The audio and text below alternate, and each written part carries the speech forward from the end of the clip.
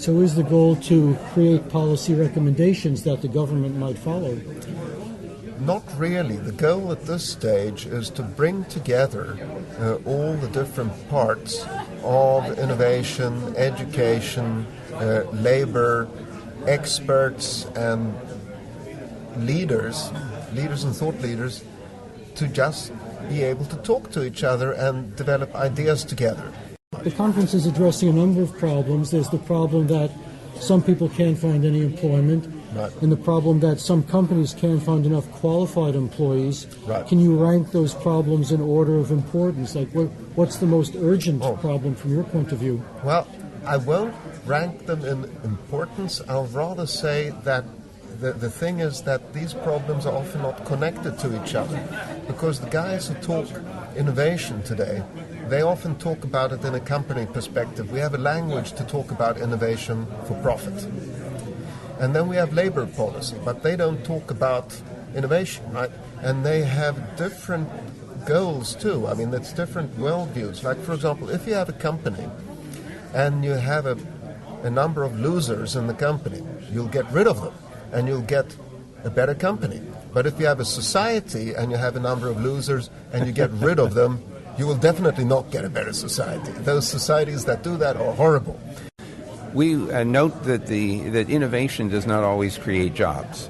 And so this black box has some complexity to it. Sometimes it destroys jobs. Well, yeah. So one important thing is, in this conference anyway, is to see whether we can understand the linkages between being innovative and creating jobs. But the other really interesting observation is that jobs are not the only thing that we're trying for here. It's meaningful work, and it doesn't necessarily mean remunerative work.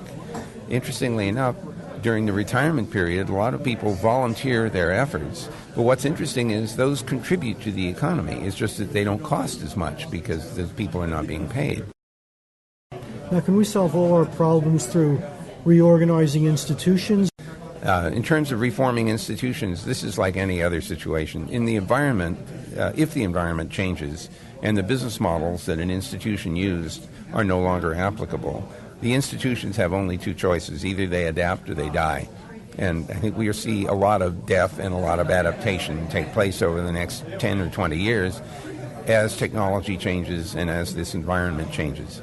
Now, there's very often a lot of resistance to change within institutions because the people who run those institutions feel that the institutions are working very well for them, even though the people who they're supposed to be serving are not deriving very much benefit. Well, here you see, this is the thing, that we used to have an economy where economic growth was mainly driven by doing more of the same. So we were very good at constructing silos, and the way of driving economic growth was to optimize those silos. Now today, we've changed the paradigm, and economic growth is driven not by doing more of the same, but by doing more new things that replace old things. And this means that we've gone from optimizing the silos to challenging them. There is an incentive for more economic growth by challenging silos, but still the power remains in the silos, and it's very difficult to operate horizontally. But the government has to have policies that are conducive to the solutions that can come out of the private sector.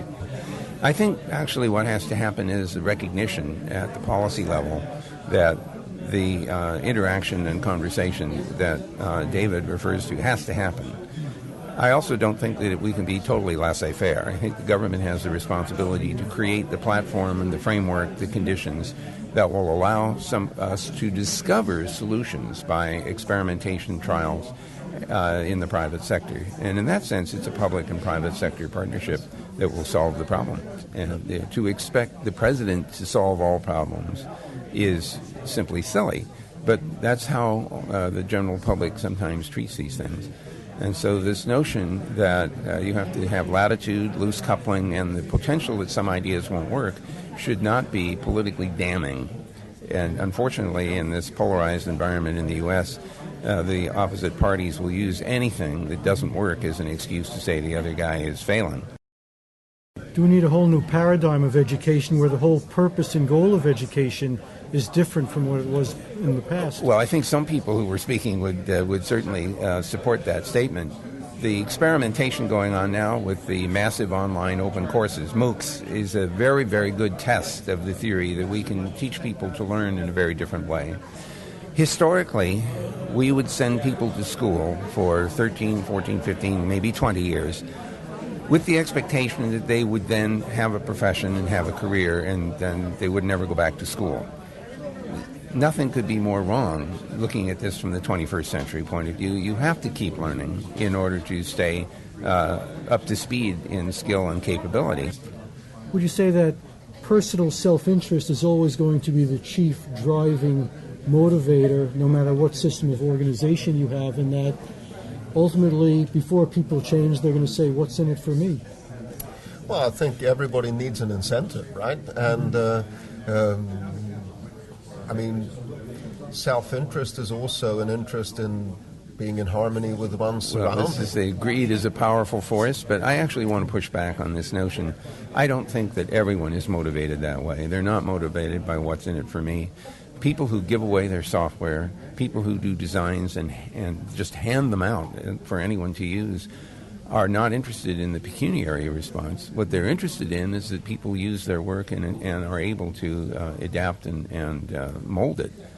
So I think that there are many motivations. But I'd like to say that that's still something in it for them, because if there really was nothing in it for them, they wouldn't do it. Why would it's they only do that it? it Yes, isn't that's only fair. money. That's and fair. That brings it to another thing, and that's that our sort of monetary legal system that puts money on things, it means that the only value that we can measure is that is sort of the value that we have in transactions that are paid for.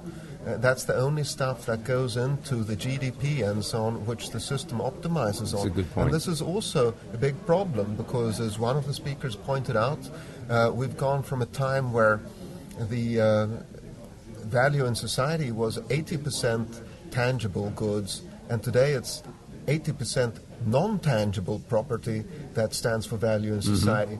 And the thing is, we don't really have the models for business around non-tangible things as we have for tangible things. The whole economic system was built for transactions of tangibles. And we also had another speaker that basically has suggested, well, I can say it's Jim Clifton because he suggests in his book that we should go from a GDP to global well-being index and optimize on well-being.